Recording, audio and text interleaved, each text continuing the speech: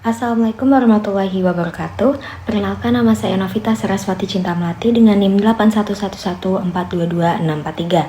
Di sini saya akan menjelaskan materi mengenai asas keaktifan hakim atau litis domini dalam pemeriksaan sengketa tata usaha negara dengan mata kuliah Hukum Acara Tata Usaha Negara yang diampu oleh Bapak Muhammad Imam Gustomi SHMH. Selamat menyaksikan. Selanjutnya adalah pengertian mengenai asas litis domini atau asas keaktifan hakim. Asas litis domini sendiri yaitu asas keaktifan hakim dimaksudkan untuk mengimbangi kedudukan para pihak yang tidak seimbang.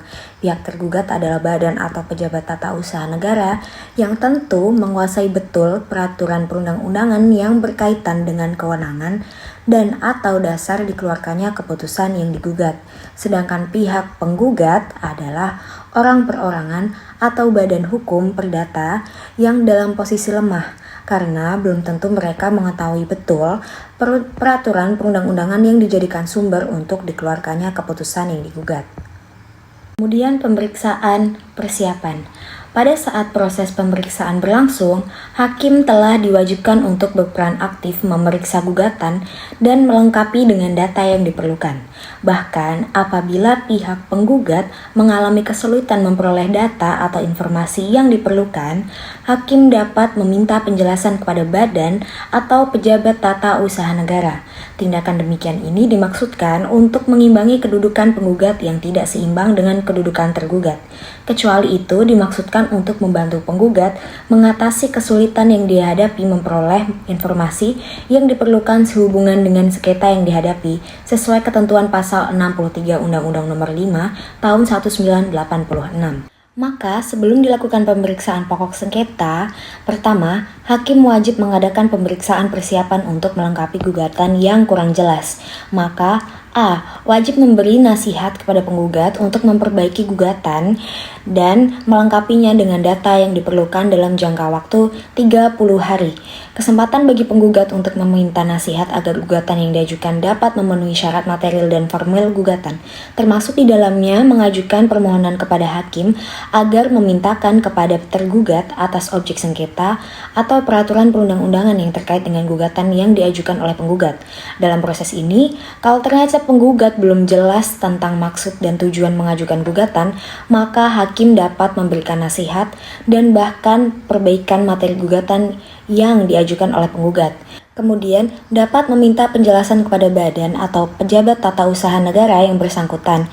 Kewenangan ini muncul setelah hakim menerima permohonan dari penggugat untuk dimintakan penjelasan beserta dokumen pendukungnya agar penggugat dapat melengkapi dan menyempurnakan gugatan yang diajukan. Nasihat ini penting dilakukan oleh hakim karena pada dasarnya ada ketidakberimbangan antara penggugat dan tergugat karena penggugat selalu dalam pihak yang lemah ketika berhadapan dengan tergugat.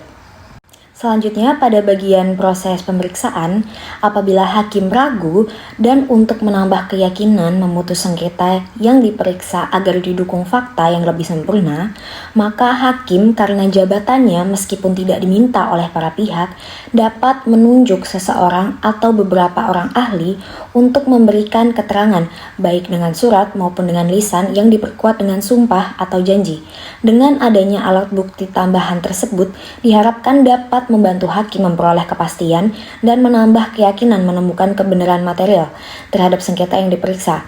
Diberikannya peran aktif kepada hakim untuk mencari kebenaran material sesuai dengan tugasnya, pada sisi lain telah pula menimbulkan implikasi dan komplikasi tertentu bagi hakim dalam melaksanakan tugasnya. Kemudian selanjutnya, keaktifan hakim pada peradilan tata usaha negara dapat dilakukan pada saat pengawasan terhadap putusan. Pasal 115 Undang-Undang Nomor 5 Tahun 1986 menyebutkan hanya putusan pengadilan yang telah memperoleh kekuatan hukum tetap yang dapat dilaksanakan. Selanjutnya, dalam Undang-Undang Nomor 5 Tahun 1986 disebutkan salinan putusan pengadilan yang telah memperoleh kekuatan hukum tetap.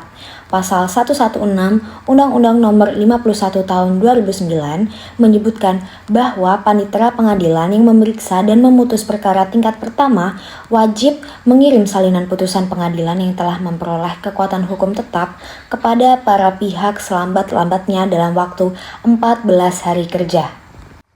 Selain menyangkut ketentuan pasal 116 tersebut, dimungkinkan pula bahwa keaktifan hakim dapat dilakukan dalam hal pelaksanaan putusan khususnya yang diatur dalam ketentuan pasal 117 Undang-Undang Nomor 5 Tahun 1986, yaitu yang menyangkut pembayaran ganti rugi dan kompensasi kepada pihak penggugat apabila tergugat tidak dapat atau tidak dengan sempurna melaksanakan putusan pengadilan yang telah mempunyai kekuatan hukum tetap disebabkan oleh berubahnya keadaan yang terjadi setelah putusan pengadilan dijatuhkan dan atau memperoleh kekuatan hukum tetap.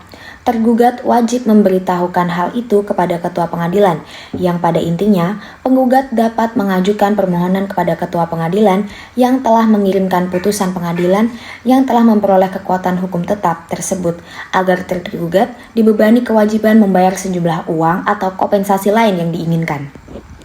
Jadi, keaktifan hakim dapat dilihat dari peran yang dijalankan oleh ketua pengadilan yang memerintahkan, memanggil penggugat dan tergugat untuk mengusahakan tercapainya persetujuan tentang jumlah uang atau kompensasi lain yang harus dibebankan kepada tergugat.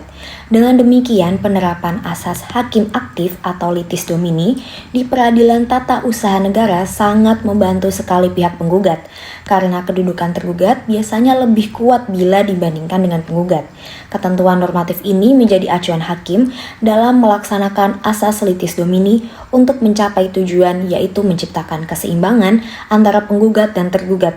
Dan kalau asas ini dilaksanakan oleh hakim dalam melakukan pemeriksaan perkara maupun pelaksanaan putusan, maka sangat mungkin putusan hakim sangat mudah untuk dibatalkan karena tidak memenuhi hukum acara yang telah ditentukan. Sekian mengenai materi asas keaktifan hakim atau litis domini dalam pemeriksaan sengketa tata usaha negara. Kurang lebihnya mohon maaf. Wassalamualaikum warahmatullahi wabarakatuh.